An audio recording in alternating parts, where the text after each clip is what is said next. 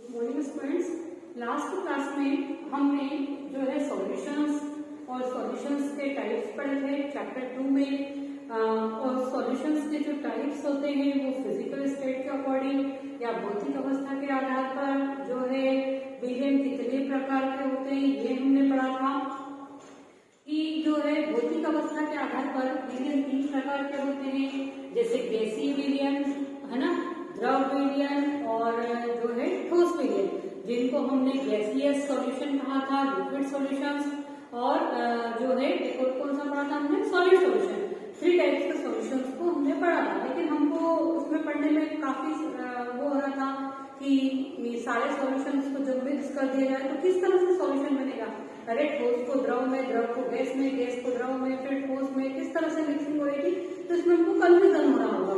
निश्चित आप लोगों को इसमें डाउट्स हो रहे होंगे, इसलिए एक पूरी टेबल मैंने आपको समझाई है जिसमें हम सॉलिड किसको लेंगे, सॉल्वेंट को अगर चेंज कर दें तो कौन सी कंडीशन से क्या बनता है, इसके सारे एग्जाम्पल्स क्या हो सकते हैं, इसके बारे में मैंने नोट करवाया। अब आप इस टेबल्स को स्क्रीनशॉट लेकर रख लीजिएगा और इस टेबल्स को अपने कॉपी में लिख लीजिएगा। इसके पहले जितनी भी मैंने डेफिनेशंस लिखी थी सॉल्यूशंस की, सॉलिड की, और ये भी आप नोट कर लीजिएगा। और अगर नहीं करेंगे तो मैं जो साइन करूंगी उसको नोट कर लीजिएगा, हालांकि मैंने बुक में लिखी है। अब देखिए आपकी सबसे फर्स्ट कंडीशन टेबल में हम देखते हैं कि अगर हमारा सॉल्यूशन में टाइप्स ऑफ सॉल्यूशन कि सॉल्यूशन के कितने प्रकार होते हैं, किस प्रकार का सॉल्यूशन जो है बनता है, इसके बारे में हम लिखेंगे और इससे क्या पढ़ेंगे, है ना।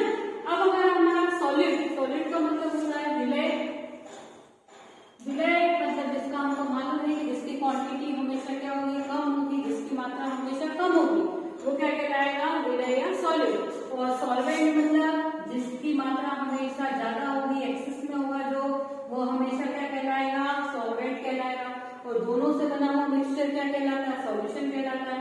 अब देख लीजिए कि अगर हमने कंडीशंस ली है, क्या फर्स्ट कंडीशन ली है कि हमारा जो सॉल्यूट है वो है गैसीय कंडीशन, किसके फॉर्म में है, गैस के फॉर्म में। और हमारा सॉल्यूशन भी क्या है, सॉल्वेंट भी क्या है, गैस के रूप में।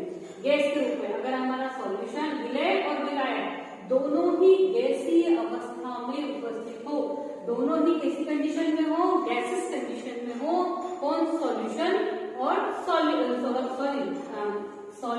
और सॉल्वेंट दोनों ही गैसीय स्टेटस में हो, तो हमारा जो बनेगा वो मिक्सचर क्या कहलाएगा, मिक्सचर ऑफ गैसेस। क्या कहलाएगा, मिक्सचर ऑफ गैसेस। जैसे एयर, सच एज एयर, है ना, क्योंकि एटमॉस्फेयर में बहुत सारी गैसेस होती है। जैसे एयर में जैसे हमने देखा हाइड्रोजन भी होती है, ऑक्सीजन भी होती है, नाइट्रोजन भी होती है, हीलियम भी होती है, आर्गन भी होती है, बहुत छोटी मात्रा में होती है, लेकिन पर होती है।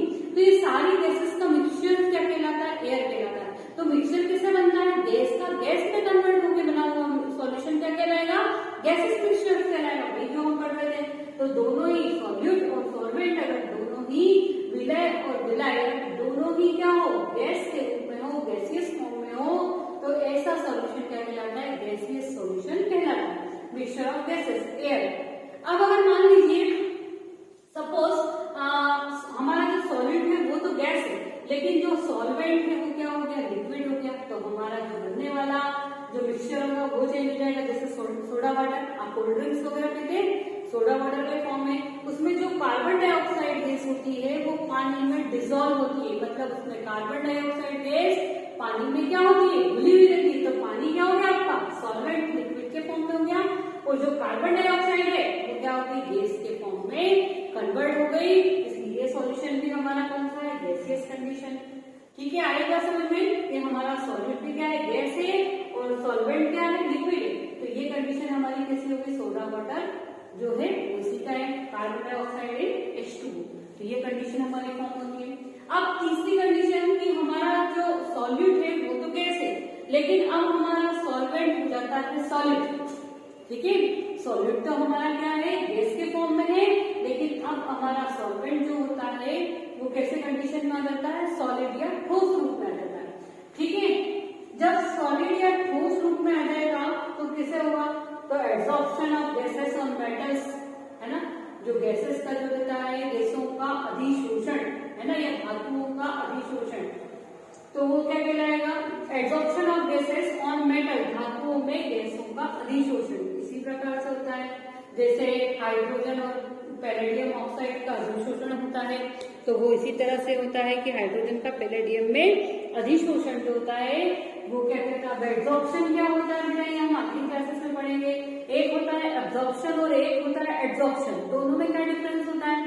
तो देखिए एब्जॉर्प्शन क्या होता है, एब्जॉर्प्शन में क्या होता है कि जब भी कोई पदार्थ या सब्सटेंस से कोई चीज अवशोषित होती है, एब्जॉर्ब होती है, तो वो पूरी की पूरी तरह से क्या हो जाती है, अवशोषित हो जाती है, एब्जॉर्ब हो जाती है, अंदर तक से एब्जॉर्ब कर लेती है। जैसे मान लीजिए सपोज हमने स्पंज का टुकड़ा लिया और कहीं पर पानी क्या हो गया है, धुल गया है या गिर गया है पानी, तो हम उस स्पंज के टुकड़े को रखेंगे तो वो पानी को क्या करेगा, एब्जॉर्ब कर लेगा, मतलब पूरी तरह से क्या कर लेगा, सोख लेगा। लेकिन एब्जॉर्प्शन की क्रिया जो होती है वो सिर्फ सरफेस पर ही होगी। कहाँ होगी एब्जॉर्प्शन की क्रिया, सिर्फ सरफेस पर ही होती है, मतलब सिर्फ वो ऊपर के ऊपर में ही क्या करेगा, अवशोषण सोखेगा, अवशोषित करेगा।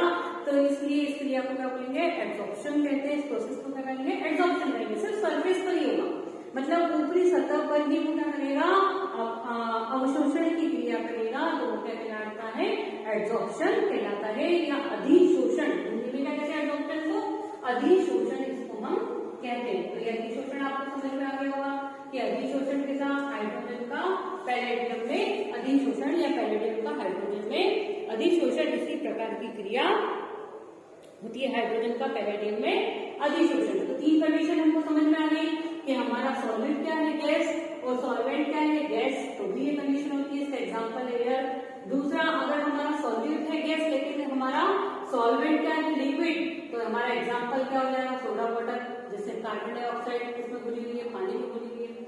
तीसरी कंडीशन है कि हमारा सॉल्यूट भी है गैस लेकिन सॉल्वेंट हमारा क्या है, सॉल्यूट है, तो absorption of hydrogen on palladium या हाइड्रोजन का पैलेडियम में अधिशोषण, ये इसका तीसरा एग्जांपल हो गया। ठीक है, ये तीनों टाइप्स एक ही प्रकार के हैं, इसलिए हमने गैसेस कंडीशन वाले। फिर अगर हमारी सॉल्यूट क्या हो गया, लिक्विड हो गया, अब हम फिर चेंज कर देंगे, सॉलिड लिक्विड गैस के कन्वर्ट में आ रहा है, तो अब आप देखिए पहले तीनों क्या कंडीशन हो गई है, गैसेस वाली हुई है। अब हमारी तीनों सॉलिड वाली कंडीशन किसकी हो जाएगी, लिक्विड की।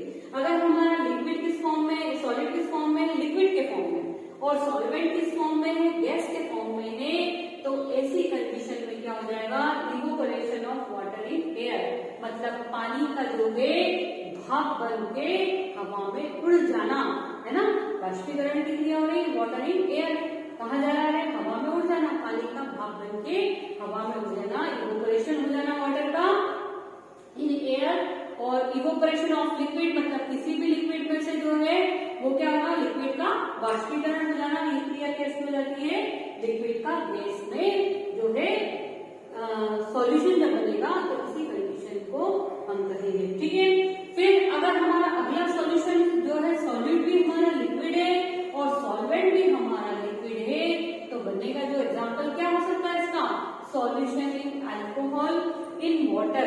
अल्कोहल का वाटर में कैसा सॉल्यूशन, ये दोनों ही कंडीशन किसका है, अल्कोहल भी क्या है, लिक्विड है, और वाटर भी क्या है, लिक्विड है। दोनों को हमने आपस में मिक्सिंग करी तो दोनों ही लिक्विड लिक्विड से मिलकर क्या बन गया, एक नया सॉल्यूशन मिल गया। तो दोनों का फॉर्मेशन कैसा है, वाटर का भी लिक्विड है और अल्कोहल का भी कैसा है, लिक्विड है।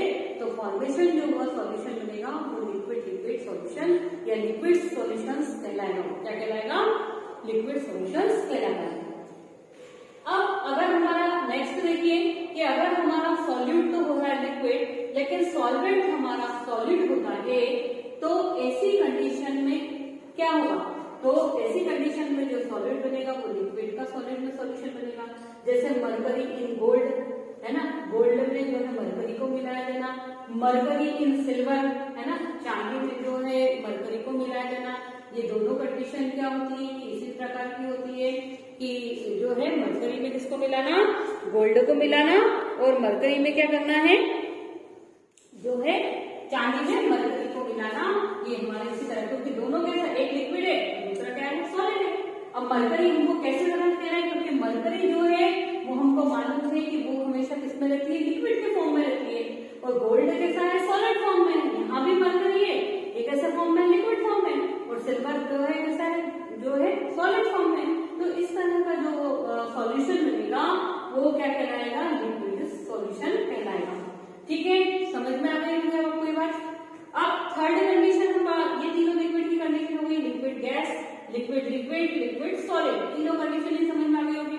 अब नेक्स्ट कंडीशन देखिए कि जो सॉलिड जो है स्टेट्स होती है या सॉलिड सॉल्यूशंस जो होते हैं उन्हें क्या कहते हैं कि जब हमारा सॉलिड तो सॉलिड हो ही रहा है, लेकिन सॉल्वेंट जो है वो अगर गैस हो जाए, सॉलिड क्या है हमारा, सॉलिड है या ठोस है ना, विलय हमारा क्या है, ठोस है, और विलायक क्या है हमारा, गैस है। तो ऐसी कंडीशन में जो वाष्पीकरण की क्रिया होगी, इवोपोरेशन ऑफ सॉलिड, है ना, ठोस का जो है, ठोस की वाष्पीकरण की क्रिया। ये सब ठोसों में वाष्पीकरण कैसे होगा भैया, आपने घर में देखा होगा कि हम कपूर जलाते हैं, आरती वारती करते तो कपूर कैसा रहता है, ठोस के रूप में रहता है, और जब हम उसको जलाएंगे तो वो किस में कन्वर्ट हो जाता है, डायरेक्ट गैस में कन्वर्ट हो जाता है कि नहीं हो जाता है। तो इवोपोरेशन ऑफ सॉलिड, सॉलिड का क्या हो रहा है, इवोपोरेशन हो रहा है, किसमें कन्वर्ट हो रहा है, गैस में। ये लिखा है सॉलिड कन्वर्ट टू गैस, ठीक है। और इसको, इसी प्रोसेस को जब सॉलिड डायरेक्ट किसमें कन्वर्ट हो जाए, गैस में कन्वर्ट हो जाए, तो इस प्रोसेस को हम कहते हैं सब्लिमेशन या ऊर्ध्वपातन कहते हैं। कि जब यदि कोई सॉलिड बिना लिक्विड स्टेट में कन्वर्ट हुए डायरेक्ट किसमें बदल जाए, गैसियस स्टेट में चला जाए, तो वो कहलाता है सब्लिमेशन, या जो है हम ऊर्ध्वपातन कहते हैं इसको। अब यहाँ पर देखिए कि अगर सॉलिड किसमें कन्वर्ट हो रहा है, गैस में कन्वर्ट हो रहा है ना, तो इवोपोरेशन ऑफ सॉलिड, सॉलिड का इवोपोरेशन हो रहा है, वाष्पीकरण होता है, जैसे कैंपुर है, कपूर है, या फिर नेफ्थलीन है, या फिर धुआं, ठीक है, धुआं भी वही चीज है, स्मोक। तो इसी तरह से ये जो है इसके एग्जाम्पल हो गए। अब अगर अगला हमारा है कि हमारा सॉलिड तो सॉलिड है, मतलब हमारा सॉलिड का है, सॉलिड है, विलय जो है हमारा ठोस पदार्थ है, लेकिन विलायक जो है वो क्या है, द्रव अवस्था में हो, तो ऐसी कंडीशन में होगा शुगर इन वाटर, पानी को, क्योंकि हम शक्कर को जो है पानी में घोलते हैं, तो शक्कर हमारी क्या होगी, सॉलिड, और पानी में घोलेंगे इसलिए पानी क्या हो गया, सॉल्वेंट। तो शुगर सॉलिड हो गई और पानी क्या हो गया, लिक्विड हो गया, H2 क्या हो गया, लिक्विड हो गया। तो बना हुआ सॉल्यूशन शुगर इन वाटर या सॉल्ट इन वाटर, तो ये क्या कहलाएगा, सॉलिड इन लिक्विड, है ना। अब अगली कंडीशन क्या हो जाएगी कि सॉलिड और सॉलिड का मिक्सचर हो जाए, किसका मिक्सचर हो जाए, सॉलिड और सॉलिड, दोनों कैसे हो टाइप्स के, सॉलिड सॉलिड क्यों, मतलब हमारा सॉलिड जो है वो भी कैसा है, सॉलिड है, और सॉल्वेंट जो है वो भी कैसा है, सॉलिड, मतलब विलय पदार्थ और विलायक दोनों ही किस कंडीशन में हो, ठोस अवस्था में हो, तो इस प्रकार का विलयन बनेगा। अब इसमें जैसे होमोजेनस मिक्सचर या जिसको हम समांगी मिश्रण कहते हैं, ऑफ 2 और मोर देन मेटल्स, 2 या 2 से अधिक जो है धातुओं का मिश्रण, 2 और मोर देन 2 मेटल्स, है ना। जैसे अलॉय, कौन सा मिक्सचर, होमोजेनस मिक्सचर जिसको हम अलॉय कहते हैं। अब अलॉय क्या होता है, अलॉय जो है वो जिंक इन कॉपर, कॉपर और जिंक का मिश्रण होता है ना, कॉपर का जिंक में मिश्रण जिसको हम अलॉय कहते हैं, ब्रास कहते हैं। और या फिर स्टेनलेस स्टील जो देखिए वो भी यही होता है। और अगर हम जो है जितनी भी ज्वेलरीज बनाते हैं, वो ज्वेलरीज को बनाने में गोल्ड में क्या मिलाते हैं, कॉपर या तांबा को मिलाते हैं। तो ये इसी तरह से जो मिक्सचर बनेगा वो क्या कहलाएगा, सॉलिड मिक्सचर या सॉलिड सॉल्यूशंस, और जिसको कि हम कहते हैं जो है सॉल्यूशन। तो इस प्रकार के 3 टाइप्स के सॉल्यूशंस हमने पढ़ लिए हैं, आपको समझ में आ गया होगा कि सॉलिड का सॉलिड में किस तरह से बनेगा, सॉलिड के साथ लिक्विड में किस तरह से बनेगा, सॉलिड का गैस के साथ कैसे मिक्सचर बनेगा, फिर अगर हम गैस का गैस में देखें तो मिक्सचर कैसे बनेगा, गैस का लिक्विड के साथ मिक्सचर देखें तो किस तरह से बनेगा, गैस का सॉलिड के साथ मिक्सचर देखें तो कैसे बनेगा, फिर लिक्विड का गैस के साथ, लिक्विड का लिक्विड के साथ, और लिक्विड का गैस के साथ भी मिक्सचर बन सकता है। ये पूरा हमने इस टेबल के थ्रू समझ लिया है। आई होप आपको उसमें कोई भी डाउट्स नहीं होगा। आप इसको एक बार पढ़िए और समझिए, आपको ये सब क्लियर हो जाएगा। अब इसके बाद हम आगे पढ़ेंगे कि जो है कंसंट्रेशंस के अकॉर्डिंग जो है सॉल्यूशंस कितने प्रकार के होते हैं। पहले हमने मीडियम के जो प्रकार थे वो भौतिक अवस्था के आधार पर पढ़े थे। अब हम मीडियम के प्रकार को सांद्रता के आधार पर पढ़ते पढ़ते हैं कि सांद्रता के आधार पर जो है वो विलयन कितने प्रकार के होते हैं on the basis of concentration. सांद्रता के आधार पर टाइप्स ऑफ या on the basis of concentration types of solution, है ना। सॉल्यूशन कितने प्रकार के होते हैं, सांद्रता के आधार पर जो विलयन होते हैं कितने प्रकार के होते हैं। तो अगर देखें कि सांद्रता के आधार पर या कंसंट्रेशन के अकॉर्डिंग सॉल्यूशन जो है कितने टाइप्स के होंगे, तो 5 टाइप्स के होंगे। अब कैसे कहा भैया, सांद्रता से क्या मतलब है, जैसे मान लीजिए कि हमने 1 गिलास पानी लिया, ठीक है। उस 1 गिलास पानी में हमने क्या करा, 1 चम्मच शक्कर को लेकर और घोला, है ना। 1 ग्राम जो है 1 गिलास पानी में हमने 1 चम्मच शक्कर को घोला, तो जो सॉल्यूशन बनेगा वो कैसा बनेगा, डाइल्यूट सॉल्यूशन, ठीक है। अब डाइल्यूट क्यों हुआ भैया, हमने 1 गिलास करके पानी था उसमें सिर्फ 1 ही चम्मच तो शक्कर डाली, है ना, इसलिए वो सॉल्यूशन क्या कहलाएगा, साइंस की भाषा में उसको हम बोलते हैं डाइल्यूट सॉल्यूशन। लेकिन अगर हमने 1 गिलास पानी में 5 से 7 चम्मच शक्कर डाल दी, उसको घोल दिया, मिक्स हो गया, 5 चम्मच शक्कर डाली, उसको घोला, तो घोलने के बाद वो जो मिक्स हुआ और जो सॉल्यूशन बना, वो सॉल्यूशन कैसा होगा, अरे चाशनी जैसा दिखेगा कि नहीं भैया, गाढ़ा सा। जब वो सॉल्यूशन हमारा गाढ़ा हो गया तो ऐसे सॉल्यूशन को हम कहते हैं कंसंट्रेशन या सांद्र विलयन कहते हैं। क्या कहते हैं, सांद्र विलयन। और जिसमें हमने 1 चम्मच शक्कर डाली थी वो हमारा हो गया तनु विलयन या डाइल्यूट सॉल्यूशन। अब इसी को हम डेफिनेशन के रूप में किस तरह से लिख सकते हैं, तो किसे कहेंगे, तो कंसंट्रेशन के अकॉर्डिंग है, सांद्रता के आधार पर जो हमारा सॉल्यूशन है वो कितने प्रकार के होते हैं। तो सांद्रता के आधार पर, सांद्रता से मतलब आपको समझ में आ गया होगा, जिसमें सॉल्यूट की मात्रा क्या हो, कम हो, है ना, या फिर सॉल्यूट की वैल्यू के अकॉर्डिंग या मात्रा के अकॉर्डिंग ही जो है उसकी जो है नापा जाता है, वो क्या कहलाएगा, जो है सॉल्यूशंस या सांद्रता कहलाती है। अब सबसे पहला है डाइल्यूट सॉल्यूशन। अब डाइल्यूट सॉल्यूशन हम किसे कहेंगे, तो डाइल्यूट सॉल्यूशन देखिए, अ solution in which a relatively small amount of solute is dissolved in a solvent is called dilute solution, है ना।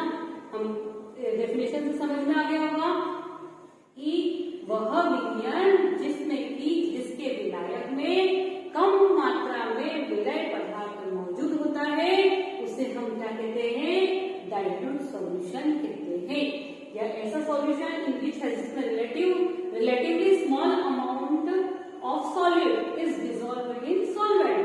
स्मॉल अमाउंट में कौन डिसॉल्व है, सॉल्यूट, इसमें सॉल्वेंट में, तो इसको हम क्या कहेंगे, डाइल्यूट सॉल्यूशन कहते हैं। ठीक है, समझ में आ गया होगा आपको डेफिनेशन। अब सेकंड डेफिनेशन या तस्वीर हो गया हमारा डाइल्यूट सॉल्यूशन या तनु विलयन, ऐसा विलयन जिसमें विलय की मात्रा बहुत कम मात्रा में होती है, वह हमें क्या कहलाएगा, तनु विलयन कहलाता है। अब दूसरा देखिए कंसंट्रेशन सॉल्यूशन। कंसंट्रेशन सॉल्यूशन क्या होता है, a solution in which a relatively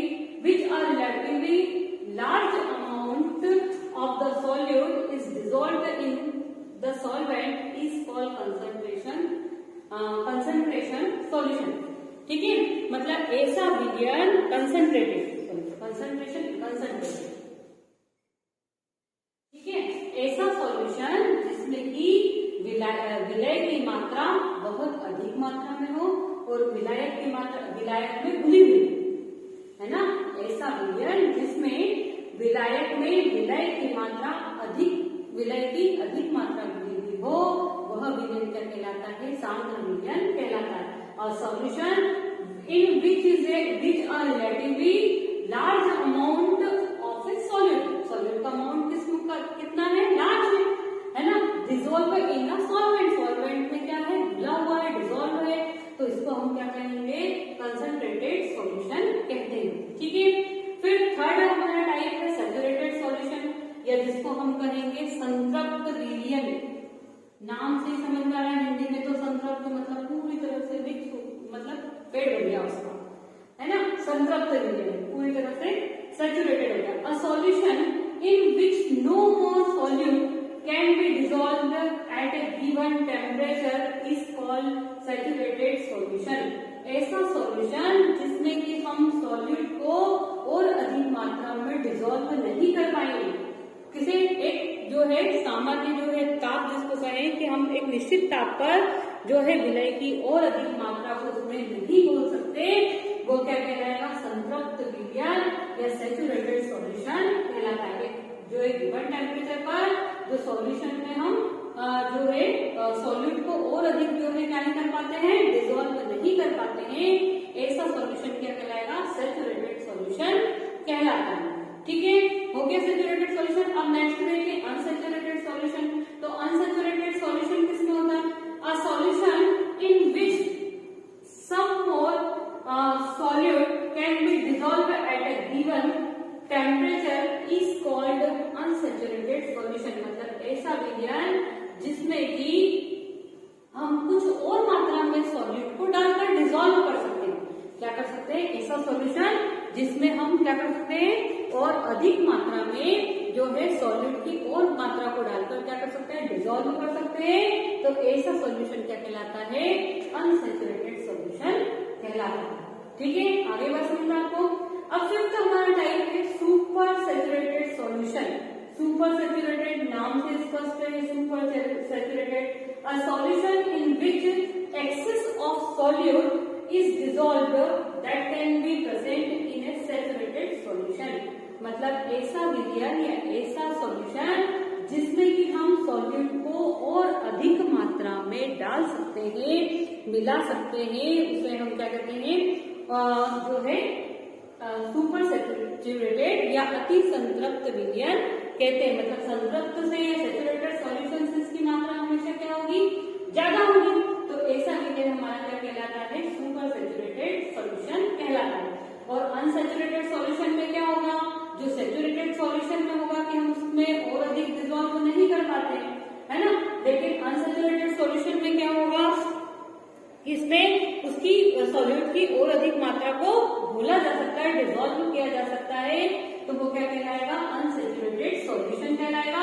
और इसके जो हमारे डाइल्यूट सॉल्यूशन और कंसंट्रेटेड सॉल्यूशन जो है वो इसी के अंतर्गत आते हैं, इसी में आते हैं। किसके अंतर्गत, अनसैचुरेटेड सॉल्यूशंस के अंतर्गत। तो इस तरह से हमने जो है कंसंट्रेशन के अकॉर्डिंग भी जो है सॉल्यूशंस के टाइप्स पढ़े हैं, कितने प्रकार के, सांद्रता के आधार पर भी विलयन कितने प्रकार के होते हैं, भौतिक अवस्था के आधार पर भी विलयन कितने प्रकार के होते हैं, ये पढ़ चुके हैं। अब हम विलयन की जो सांद्रता है उसको व्यक्त करने के लिए अलग अलग तत्वों की मात्रा, प्रतिशतता, मोलरता, सांद्रता, उसके अकॉर्डिंग जो है आगे के जो है टॉपिक्स में पढ़ेंगे।